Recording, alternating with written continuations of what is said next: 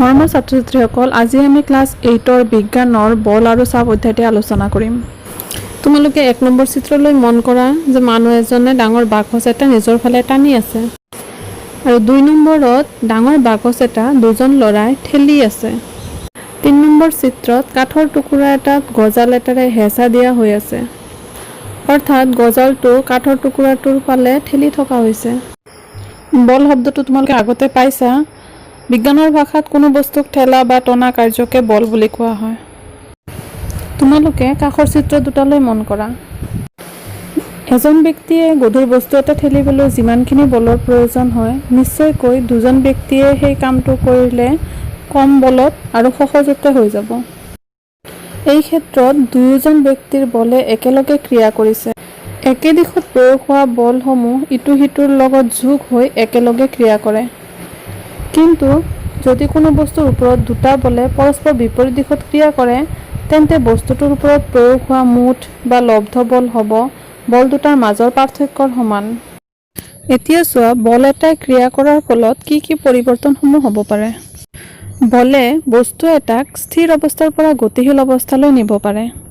উদাহৰণস্বৰূপে, ৰৈ থকা ফুটবল এটা যেতিয়া ভৰিৰে বল প্ৰয়োগ কৰা হয়, তেতিয়া ই গতিশীল অৱস্থা প্ৰাপ্ত হয়। বলে গতিশীল অৱস্থাত থকা বস্তু এটাৰ দ্ৰুতিৰ পৰিৱৰ্তন কৰিব পাৰে। দ্ৰুতি মানে হ'ল স্পীড। ব্যক্তি এজনে চাইকেল চলাই থকা অৱস্থাত নিজৰ ইচ্ছামতে ইয়াৰ স্পীড বা দ্ৰুতি কম বা বেছি কৰিব পাৰে। বলে বস্তু এটাৰ গতিৰ দিশ সলনি কৰিব পাৰে। উদাহৰণস্বৰূপে, ক্ৰিকেট খেলুৱৈ এজনে তেওঁৰ ফালে আহি থকা ক্ৰিকেট বলটো বল প্ৰয়োগ কৰাৰ লগে লগে ইয়াৰ দিশ সলনি হয়। বলে বস্তু এটাৰ আকৃতিৰ পৰিৱৰ্তন কৰিব পাৰে। উদাহৰণস্বৰূপে, স্প্ৰিং এটা টানি দিলে ই দীঘল হয়, আকৌ এৰি দিলে ই আগৰ অৱস্থা প্ৰাপ্ত হয়। একেদৰে, বেলুন এটা হেঁচি দিয়াৰ ফলত ই হেঁচা খাই ইয়াৰ আকৃতি পৰিৱৰ্তন কৰে, আকৌ এৰি দিয়াৰ পিছত ই আগৰ অৱস্থা প্ৰাপ্ত হয়। তোমালোকে মনত ৰাখিবা, বল প্ৰয়োগ নকৰালৈকে বস্তু এটা কেতিয়াও গতি কৰিব নোৱাৰে বা ইয়াৰ দ্ৰুতি আৰু গতিৰ দিশো সলনি কৰিব নোৱাৰে আৰু বস্তুটোৰ আকৃতিৰ পৰিৱৰ্তনো নঘটে। সাধাৰণতে 2 প্ৰকাৰৰ বল আমি দেখা পাওঁ, স্পৰ্শ বল আৰু অস্পৰ্শ বল। কিছুমান এনেকুৱা বল আছে যিবোৰ আমি সংস্পৰ্শ নকৰাকৈ প্ৰয়োগ কৰিব নোৱাৰোঁ, সেইবোৰক স্পৰ্শ বল বুলি কোৱা হয়। উদাহৰণস্বৰূপে, প্ৰাণীয়ে কাৰ্য কৰিবলৈ ব্যৱহাৰ কৰা পেশীয় বল আৰু দুখন পৃষ্ঠৰ সংস্পৰ্শত সৃষ্টি হোৱা ঘৰ্ষণ বল। এতিয়া এই পেশীয় বল আৰু ঘৰ্ষণ বলনো কি, আহাচোন চাওঁ। পেশীয় বলনো কি তোমালোকৰ পৰীক্ষাত লিখিবলৈ আহিব পাৰে। পেশীয় বলো হ'ল এক ধৰণৰ স্পৰ্শ বল। এই বল মাংসপেশীৰ ক্ৰিয়াৰ ফলত উদ্ভৱ হয়। মানুহ, গৰু আৰু যিকোনো প্ৰাণীয়ে কাৰ্য সমাধা কৰিবলৈ পেশীয় বলৰ ব্যৱহাৰ কৰে। তোমালোকে চিত্ৰত চোৱা, কেইটামান পেশীয় বলৰ উদাহৰণ দিয়া হৈছে। মানুহে যিকোনো খেলা-ধূলা কৰোঁতে বা চাইকেল চলাওঁতে, ৰুটি বনাওঁতে পেশীয় বলৰ ব্যৱহাৰ কৰে। ঠিক একেদৰে গৰুৱে গৰু গাড়ীখন টানি নিয়াতো পেশীয় বলৰ ব্যৱহাৰ হৈছে। ঘৰ্ষণ বলো স্পৰ্শ বলৰ আন এক উদাহৰণ। গতিশীল বস্তু এটাৰ পৃষ্ঠত আৰু গতিৰ বিপৰীত দিশত সৃষ্টি হোৱা বলকেই ঘৰ্ষণ বল বুলি কোৱা হয়। তোমালোকে হয়তো মন কৰিছা, মাটিত বাগৰি যোৱা বল এটা নিজে নিজে ৰৈ যায় আৰু এইটো ঘৰ্ষণ বলৰ ক্ৰিয়াৰ কাৰণেই হয়। যেতিয়া দুটা পৃষ্ঠ বা পিঠি এটা আনটোৰ সংস্পৰ্শলৈ আহে, তেতিয়া আমি চকুৰে মনিব নোৱাৰা খহটা অংশ এটা আনটোৰ লগত লাগি ধৰে, যাৰ কাৰণে ঘৰ্ষণ বলৰ সৃষ্টি হয় আৰু ইয়াৰ গতিৰ বিপৰীত দিশত ক্ৰিয়া কৰে। পৃষ্ঠ দুটা যিমানেই খহটা হ'ব, সিমানেই ঘৰ্ষণ বল বেছি হ'ব আৰু পৃষ্ঠ দুটা যিমানেই মসৃণ হ'ব, সিমানেই ঘৰ্ষণ বল কম হ'ব। ফুটবল খেলুৱৈবিলাকে পিছলি পৰি নাযাবলৈ তেওঁলোকৰ জোতাৰ তলুৱাবোৰ খহটা পিন্ধে। জোতাৰ তলুৱাবোৰ খহটা হোৱাৰ বাবে ঘৰ্ষণ বল বেছি হয়, যাৰ ফলত খেলুৱৈসকল সহজতে পিছলি পৰি নাযায়। এতিয়া আমি চাওঁ, অস্পৰ্শ বল মানেনো কি। তোমালোকে শব্দটোৰ পৰাই ধৰিব পাৰিছা, অৰ্থাৎ যি বলত সংস্পৰ্শৰ প্ৰয়োজন নহয় তেনে বলেই হ'ল অস্পৰ্শ বল। অস্পৰ্শ বলৰ উদাহৰণ হ'ল চুম্বকীয় বল, স্থিতিবৈদ্যুতিক বল আৰু মাধ্যাকৰ্ষণ বল। এতিয়া আহা, এই বলবোৰৰ বিষয়ে আমি ভালকৈ বুজি লওঁ। তোমালোকে সাধাৰণতে চুম্বকে লো আকৰ্ষণ কৰা দেখিছা? তোমালোকে জানা যে সকলো চুম্বকৰে দুটাকৈ মেৰু থাকে, উত্তৰ মেৰু আৰু দক্ষিণ মেৰু। চুম্বকে যেতিয়া লো আকৰ্ষণ কৰে তেতিয়া বাহিৰৰ পৰা কোনো বল প্ৰয়োগ কৰাৰ প্ৰয়োজন নহয়, এইটো ইয়াৰ এটা ধৰ্ম হয়। চুম্বকৰ আন এটা ধৰ্ম হ'ল যে ইয়াৰ বিপৰীত মেৰুৰ মাজত আকৰ্ষণ হয় আৰু একে মেৰুৰ মাজত বিকৰ্ষণ হয়। তোমালোকে হয়তো দেখা পাইছা দিশ নিৰ্ণয় কৰা চুম্বকীয় কম্পাছ এডালৰ কাঁটাডাল সদায় উত্তৰা দক্ষিণাকে থাকে। চুম্বকীয় বল প্ৰয়োগ কৰিবলৈ কোনো সংস্পৰ্শৰ প্ৰয়োজন নহয়, সেয়েহে চুম্বকীয় বল এটা অস্পৰ্শ বলৰ উদাহৰণ। এতিয়া আমি চাওঁ স্থিতিবৈদ্যুতিক বলনো কি? তোমালোকে কেতিয়াবা মূৰত ঘঁহা ফণী বা বেলুনে কাগজৰ টুকুৰা কিছুমান আকৰ্ষণ কৰা দেখা পাইছা। এই বলেই হ'ল স্থিতিবৈদ্যুতিক বল। এনেদৰে আধানযুক্ত বস্তু এটাই আন এটা আধানযুক্ত বা আধানহীন বস্তুৰ ওপৰত প্ৰয়োগ কৰা বলক স্থিতিবৈদ্যুতিক বল বুলি কোৱা হয়। ইয়াৰ পিছত আছে মাধ্যাকৰ্ষণ বল। মাধ্যাকৰ্ষণ বলৰ বিষয়ে তোমালোকে শুনিছা? আমি ওপৰলৈ বল এটা মাৰিলে তললৈ কিয় সৰি পৰে, বা গছৰ পৰা ফল এটা তললৈ কিয় পৰে, ওপৰলৈ কিয় নাযায়, এই সকলোবোৰ মাধ্যাকৰ্ষণ বলৰ কাৰণেই হয়। পৃথিৱীয়ে সকলো বস্তুকে নিজৰ ফালে আকৰ্ষণ কৰি আছে, এই আকৰ্ষণ বলেই হ'ল মাধ্যাকৰ্ষণ বল। তোমালোকে চিত্ৰত দেখা পোৱাৰ দৰে আমিও পৃথিৱীৰ চাৰিওফালে এনেকেই আছোঁ। পৃথিৱীৰ চাৰিওফালে থকা বায়ুমণ্ডলকো মাধ্যাকৰ্ষণ বলেই ধৰি ৰাখিছে।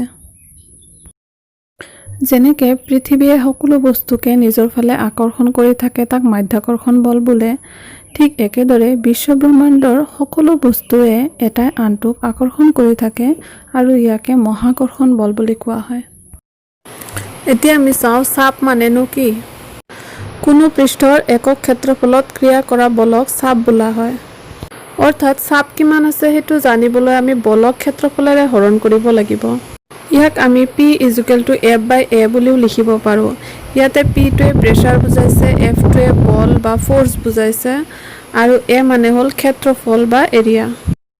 এতিয়া এই সূত্ৰটো ভালকৈ বুজিবলৈ আমি কেইটামান উদাহৰণ চাওঁ আহা। তোমালোকে প্ৰথম চিত্ৰটোলৈ মন কৰা। মানুহৰ আঙুলি এটা যিমান বল প্ৰয়োগ কৰিলেও কাঠৰ টুকুৰাটোৰ ভিতৰলৈ সোমাই নাযায়, কিন্তু গজাল এটাৰ জোঙা অংশটো সামান্য বল প্ৰয়োগ কৰিলেও কাঠৰ টুকুৰাটোৰ ভিতৰলৈ সোমাই যায়। এয়া কিয় হয় তোমালোকে ক'ব পাৰিবানে বাৰু? আঙুলিৰ তুলনাত গজালৰ জোঙা অংশৰ ক্ষেত্ৰফল বহুত কম। ক্ষেত্ৰফল যিমানেই কম হয়, চাপ আৰু বলৰ পৰিমাণ সিমানেই বেছি হয়। তোমালোকে চিত্ৰত চোৱা, কোনযোৰ জোতাৰে তোমাক খচিলে তুমি বেছি দুখ পাবা? নিশ্চয়কৈ হিল জোতাযোৰেৰে খচিলে তুমি বেছিকৈ দুখ পাবা। হিল জোতাযোৰৰ জোঙা অংশৰ ক্ষেত্ৰফল কম হোৱা কাৰণে চাপ বেছিকৈ পৰে আৰু চাপ বেছিকৈ পৰাৰ কাৰণে আমি বেছিকৈ দুখ পাওঁ। কিন্তু ফ্লেট জোতাযোৰৰ ক্ষেত্ৰফল বেছি হোৱা কাৰণে চাপ কমকৈ পৰে, যাৰ ফলত আমি কমকৈ দুখ পাওঁ। তোমালোকে এই চিত্ৰ দুটালৈ চাই ক'ব পাৰিবানে কোনটোৰ ক্ষেত্ৰত চাপ বেছিকৈ পৰিছে? নিশ্চয়কৈ থিয় হৈ থকা মানুহজনৰ চাপ বেছিকৈ পৰিছে। গোটেই শৰীৰৰ তুলনাত ভৰি দুখনৰ ক্ষেত্ৰফল কম, সেয়েহে থিয় হৈ থকা মানুহজনৰ চাপ বেছিকৈ পৰিছে আৰু শুই থকা মানুহজনৰ চাপ কমকৈ পৰিছে। তোকে কেতিয়াবা মন কৰিছানে, আমি শাক পাচলি বা ফল মূল কাটিবলৈ সাধাৰণতে কটাৰী বা ছুৰীৰ ধাৰ অংশখিনিহে ব্যৱহাৰ কৰোঁ। ধাৰ অংশখিনি ব্যৱহাৰ কৰাৰ কাৰণে আমাৰ ফল মূল বা শাক পাচলি কাটিবলৈ সহজ হয়। ধাৰ থকা অংশৰ ক্ষেত্ৰফল কম হোৱাৰ কাৰণে চাপ বেছিকৈ পৰে, যাৰ কাৰণে আমাৰ কাটিবলৈ সুবিধা হয়। গতিকে এই চিত্ৰবোৰৰ পৰা আৰু উদাহৰণবোৰৰ পৰা নিশ্চয়কৈ তোমালোকে বুজি পাইছা যে এৰিয়া বা ক্ষেত্ৰফল যিমানেই কম হ'ব সিমানেই চাপ বেছিকৈ পৰিব। এতিয়া আমি চাম জুলীয়া পদাৰ্থই কেনেকৈ চাপ দিয়ে। প্ৰথম চিত্ৰত দিয়া দুটা পানীৰ নলীলৈ মন কৰা। নলী দুটাৰ তলৰ ফালে বেলুন বান্ধা আছে। প্ৰথম নলীটোত যেতিয়া পানীৰ পৰিমাণ কম আছিল তেতিয়া বেলুনটো কমকৈ ফুলিছিল, কিন্তু পানীৰ পৰিমাণ বঢ়াই দিয়াৰ লগে লগে বেলুনটোৰ ওপৰত হেঁচা পৰাৰ কাৰণে বেলুনটো বেছিকৈ ফুলি যায়। এতিয়া আকৌ বটলটোৰ কাষত থকা নলী এটাতহে বেলুন এটা লগোৱা আছে। যিমানে বটলটোত পানী ভৰাই দিয়া হয় সিমানে বেলুনটো ফুলি যায়। তোমালোকে কিবা এটা বস্তু পানীত ডুবাই দিয়াৰ লগে লগে ইয়াৰ ওজন কমি যোৱাটো লক্ষ্য কৰিছানে? আচলতে পানীত ডুবাই দিয়াৰ লগে লগে বস্তুটোৰ ওজন কমি নাযায়, বৰঞ্চ পানীৰ কণিকাবোৰে চাৰিওফালৰ পৰা বস্তুৰ ওপৰত চাপ প্ৰয়োগ কৰাৰ কাৰণেহে এনেকুৱা অনুভৱ হয়। এতিয়া এই চিত্ৰটোলৈ মন কৰা, তোমালোকে যদি এটা পাত্ৰত ওপৰৰ পৰা তললৈ ক্ৰমে সমান সমান দূৰত্বত 3টা ছিদ্ৰ কৰা আৰু পাত্ৰটো পানীৰে ভৰাই দিয়া, তেন্তে লক্ষ্য কৰিবা যে একেবাৰে ওপৰৰ ছিদ্ৰটোৰ পানী বেছি দূৰলৈ যোৱা নাই, মাজৰটো অকণমান তাতকৈ অলপ দূৰত গৈছে আৰু একেবাৰে তলৰটো বেছি দূৰলৈ গৈছে। পানীৰ গভীৰতা যিমানেই বাঢ়ে চাপো সিমানেই বাঢ়ে আৰু সেইকাৰণে এনেকুৱা হয়। আটাইতকৈ তলৰ ছিদ্ৰটোত পানীৰ চাপ বেছিকৈ পৰাৰ কাৰণে পানীখিনি বেছি দূৰলৈ যায়।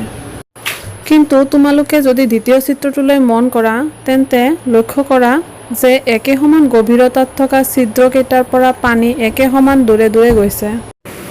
ইয়াৰ অৰ্থ হ'ল যে একে সমান গভীৰতাত একে সমান চাপ পৰে। যেনেকৈ তোমালোকে পালা যে পাত্ৰ এটাত পানী ৰাখিলে পানীৰ কণিকাবোৰে সকলোফালে একে সমান চাপ দিয়ে, ঠিক তেনেকৈ বায়ুৰ কণিকাবোৰেও পাত্ৰ এটাত সকলোফালে একে সমানে চাপ দিয়ে।